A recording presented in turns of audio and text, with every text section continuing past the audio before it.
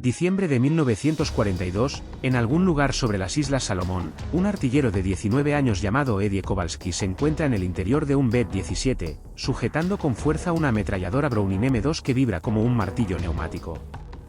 Un Shirou japonés aparece a la vista a las 10 de la mañana, quizás a unos 300 metros, moviéndose de izquierda a derecha a través de su campo de visión como un dardo. Eddie hace exactamente lo que le dicta cada instinto de su cuerpo. Apunta directamente al fuselaje del avión enemigo y aprieta el gatillo. 50 balas gritan. Las balas trazadoras describen arcos en el aire y Eddie observa cómo cada una pasa inofensivamente detrás de la cola del Shirou. El piloto japonés ni siquiera realiza una maniobra evasiva.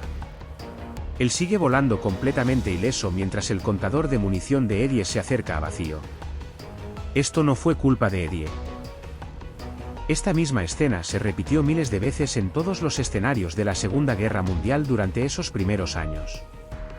Faltaban artilleros estadounidenses, bien entrenados, motivados y equipados con las mejores ametralladoras jamás fabricadas. No ocasionalmente, constantemente. Las fuerzas aéreas del ejército llevaron a cabo un estudio a principios de 1943 analizando las grabaciones de las cámaras de a bordo de las misiones de bombarderos sobre Europa y el Pacífico. Los resultados fueron catastróficos. Los artilleros aéreos entrenados estaban logrando tasas de acierto inferiores al 4% contra objetivos que se cruzaban. 4%. Eso significaba que por cada 100 disparos contra una aeronave enemiga que se movía perpendicularmente a la posición del artillero, 96 balas no impactaban más que en el aire. Las matemáticas eran brutales. Un enfrentamiento típico podía durar entre 8 y 12 segundos antes de que el caza enemigo se retirara o saliera del alcance. La ametralladora Browning M2 disparaba aproximadamente 800 balas por minuto, unas 13 balas por segundo. En un enfrentamiento de 10 segundos, un artillero podría, teóricamente, disparar 130 proyectiles al aire. Con una tasa de aciertos del 4%, eso significaba que 5 balas podrían realmente dar en el blanco. 5 impactos no fueron suficientes para derribar un Shirou, y mucho menos un avión robusto como el Focke-Wulf FW-190. Los cazas alemanes y japoneses podían absorber docenas de proyectiles de calibre 50 y seguir volando. El coste humano fue asombroso. Tan solo en 1943, la octava Fuerza Aérea que volaba sobre Europa perdió un promedio de 188 bombarderos por mes. Cada B-17 transportaba 10 hombres. Eso supone 1.880 tripulantes aéreos muertos, capturados o desaparecidos cada 30 días. Y un porcentaje significativo de esas pérdidas provino de formaciones de bombarderos que no pudieron defenderse eficazmente de los ataques de cazas. Los artilleros estaban haciendo todo correctamente, siguiendo su entrenamiento. Seguir el objetivo, mantener la línea de visión, controlar las ráfagas. El problema no radicaba en su valentía ni en su compromiso. El problema era de física. Y a la física no le importaba la valentía. Cada artillero apuntaba instintivamente directamente a lo que podía ver. Tenía perfecto sentido. Señalas aquello que quieres golpear. Aprietas el gatillo. La cosa recibe un golpe. Esa lógica funciona bien cuando disparas a un objetivo estacionario en un campo de tiro o incluso cuando cazas un ciervo que se mueve a 20 millas por hora. Pero los combatientes enemigos no eran ciervos. Cruzaban el campo de visión del artillero a velocidades superiores a 300 millas por hora. Algunos de los modelos de finales de la guerra, como el avión a reacción Mi-262, podían alcanzar los 540.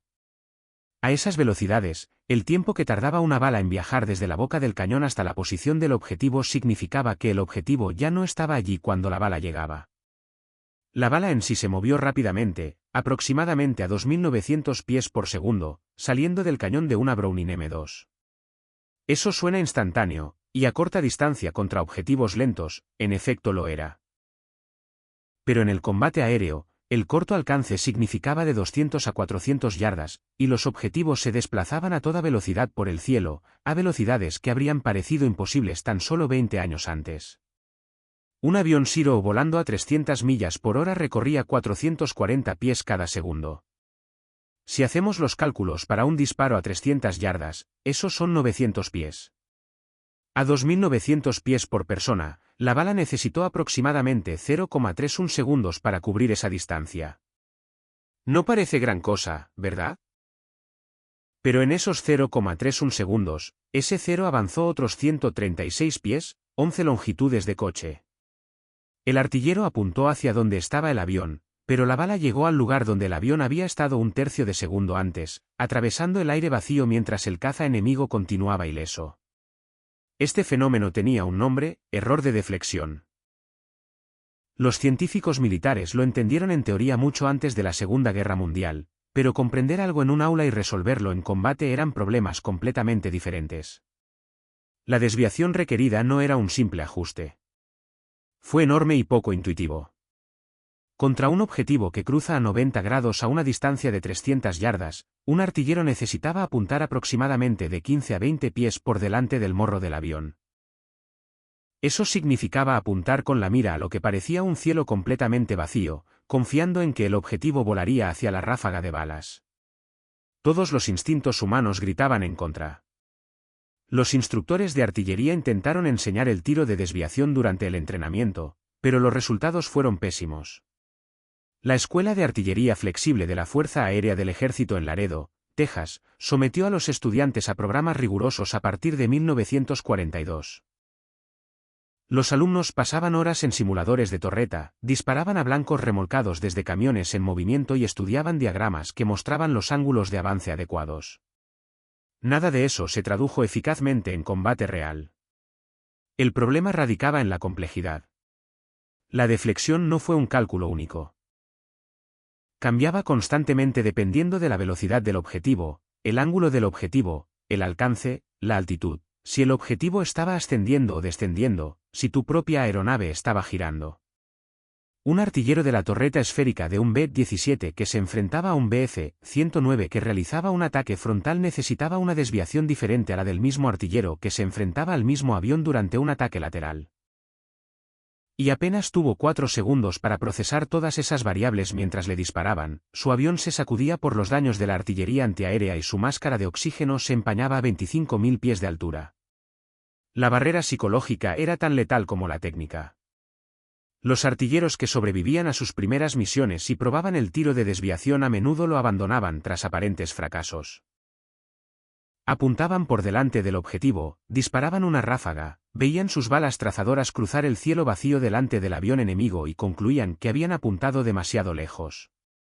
En el siguiente enfrentamiento, reducirían su ventaja, acercando su punto de mira al objetivo visible. Se autocorregían exactamente en la dirección equivocada, confiando más en sus ojos que en la física que no podían ver. Las grabaciones de las cámaras de a bordo de las misiones de 1943 muestran este patrón repetidamente. Ráfagas iniciales con cierta ventaja hacia adelante, seguidas de ráfagas posteriores, retrocediendo hasta que el artillero disparaba directamente al objetivo o incluso ligeramente detrás de su posición actual. Las bajas aumentaban. Los registros de la Octava Fuerza Aérea de las misiones de octubre de 1943 a Wynford mostraron pérdidas del 20%, 60 bombarderos no regresaron de los 291 enviados. Los supervivientes aterrizaron con tripulantes muertos y heridos, tuberías hidráulicas destrozadas y motores que echaban humo.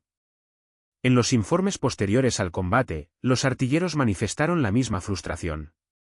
Habían estado disparando.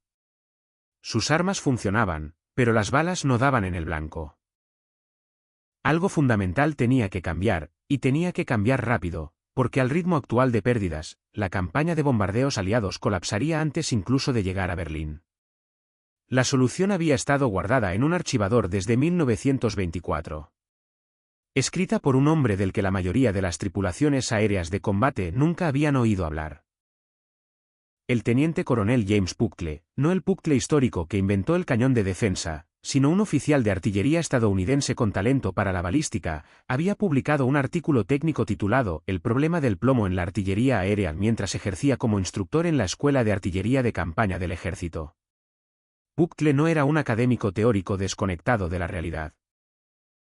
Había servido en Francia durante la Primera Guerra Mundial, había presenciado los primeros intentos torpes de combate aire-aire y se había dado cuenta de que las velocidades de la aviación estaban a punto de crear una crisis de puntería que la puntería tradicional no podía resolver. Su artículo expuso las matemáticas con una claridad brutal. Buckle demostró que, a medida que las velocidades de las aeronaves superaban las 150 mph, los ángulos de deflexión necesarios excederían la capacidad intuitiva humana. Calculó que, contra un objetivo que se mueve a 250 millas por hora en un ángulo perpendicular, un artillero necesitaría apuntar aproximadamente a 4 o 5 longitudes de avión por delante del objetivo visible. Su artículo incluía tablas y gráficos exhaustivos que mostraban el avance necesario para diversas combinaciones de velocidad del objetivo, alcance y ángulo de cruce. Un disparo a 200 yardas con un ángulo de cruce de 90 grados contra un blanco de 300 MAF adelantó 47 pies.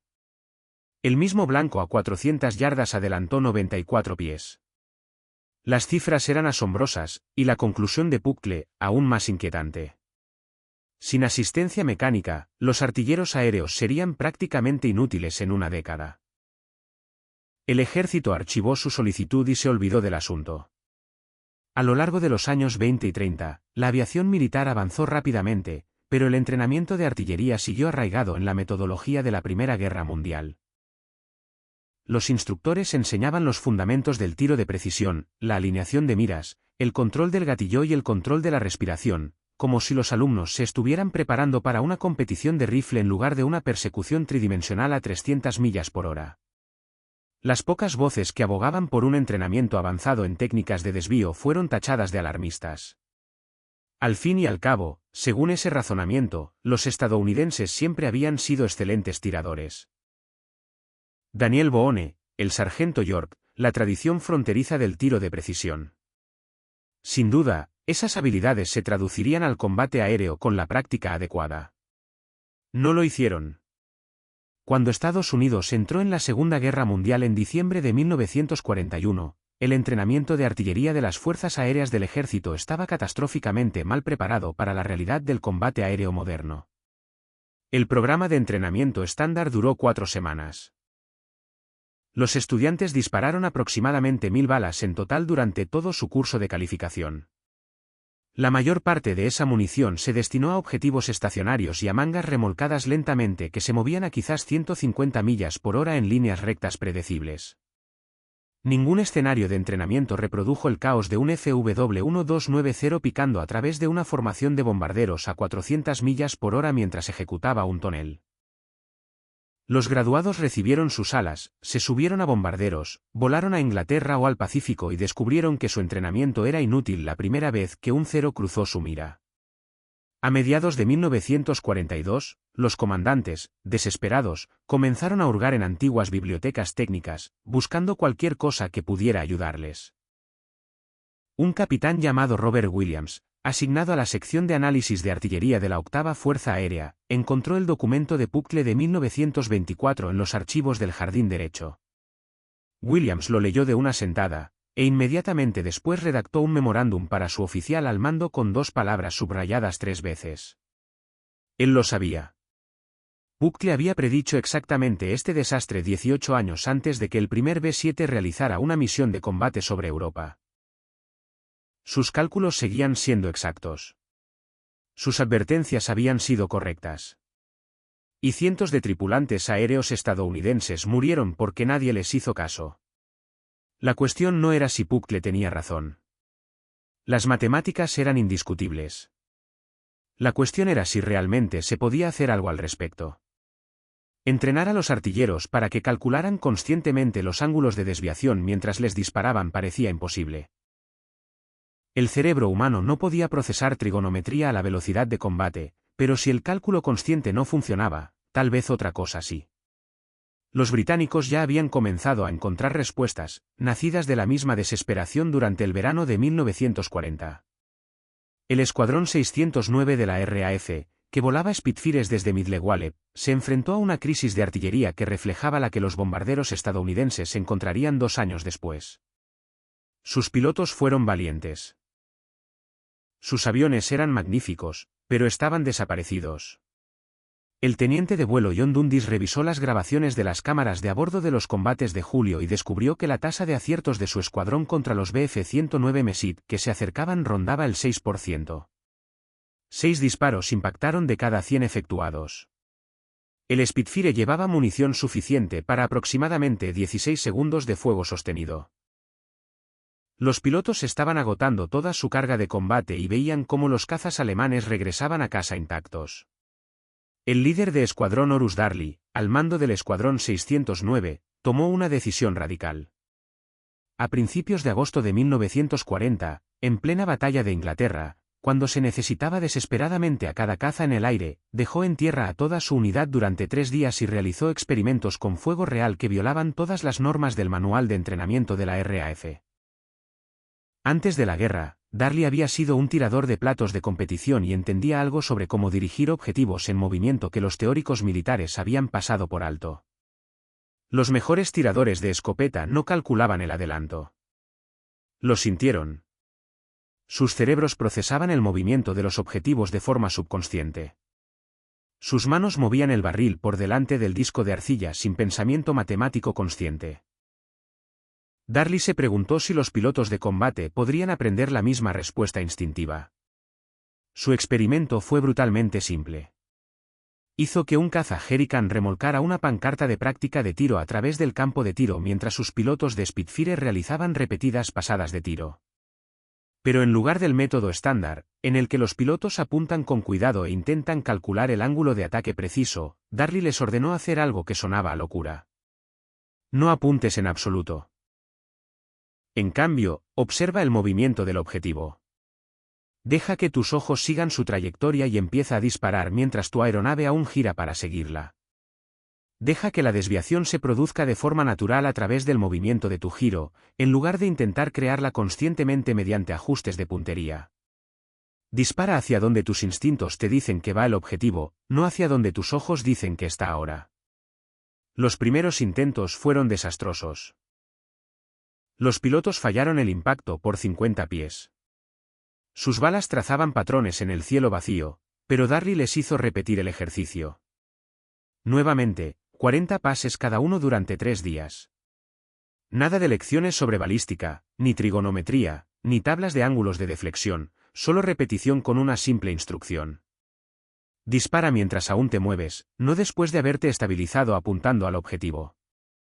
Al tercer día, sucedió algo extraordinario. La tasa de aciertos del piloto comenzó a aumentar, aunque no de forma drástica. Pasaron del 6% a quizás el 12%. Pero ese aumento al doble significó el doble de balas impactando en los aviones alemanes, lo que significó el doble de derribos o el doble de cazas enemigos dañados que regresaban a la base incapaces de volar en la siguiente misión. Darley documentó sus resultados y los envió al cuartel general del Comando de Cazas el 18 de agosto de 1940. Su informe incluía una observación crucial. Los pilotos que mejoraron más rápidamente no fueron los que obtuvieron las mejores puntuaciones de puntería en tiempos de paz. Eran los que podían suprimir su instinto de apuntar con cuidado, y en cambio, confiar en su visión periférica y su sentido del movimiento. Darley argumentaba que el cerebro consciente era demasiado lento para el combate aéreo moderno. La respuesta consistió en entrenar al subconsciente para que manejara la desviación automáticamente, del mismo modo que el cerebro de un jugador de béisbol calcula dónde aterrizará una pelota elevada sin resolver conscientemente ecuaciones de trayectoria. El mando de cazas difundió las conclusiones de Darley, pero su aplicación fue dispersa e inconsistente. Algunos escuadrones adoptaron la técnica con entusiasmo. Otros lo descartaron como una tontería científica. El mando de entrenamiento de la RAF se mostró particularmente resistente. Sus instructores tenían décadas de experiencia enseñando los fundamentos del tiro al blanco, y el enfoque de Darley parecía abandonar todo lo que sabían sobre la disciplina de tiro adecuada. Pero los resultados del combate no mintieron. Los escuadrones que adoptaron el tiro con deflexión basado en el movimiento mostraron índices de derribo notablemente mejores durante el otoño de 1940. Los datos fueron lo suficientemente claros como para que, a principios de 1941, la técnica se estuviera convirtiendo discretamente en una práctica estándar, aunque los manuales de entrenamiento oficiales aún no se habían actualizado. Los observadores militares estadounidenses en Gran Bretaña tomaron notas detalladas sobre los métodos de Darley, pero las fuerzas aéreas del ejército de los Estados Unidos se enfrentaban a un problema diferente. Los pilotos de caza podían aprender la desviación instintiva mediante la repetición, pero los artilleros de bombarderos no. Un piloto de Spitfire controlaba toda su aeronave utilizando movimientos y ángulos para crear una ventaja natural. Un artillero de artillería antiaérea en un B-17 permaneció en una posición fija mientras su avión volaba recto y nivelado a través del fuego antiaéreo, incapaz de maniobrar, incapaz de utilizar el movimiento del avión para generar desviación. Solo tenía las manos en el arma y la vista fija en el objetivo. Si el cálculo consciente era demasiado lento y el movimiento instintivo no estaba disponible, la solución tenía que ser mecánica. Entra en escena el Instituto Tecnológico de Massachusetts, concretamente la División 7 del Laboratorio de Radiación, establecida a principios de 1942. El nombre fue una deliberada estrategia para despistar.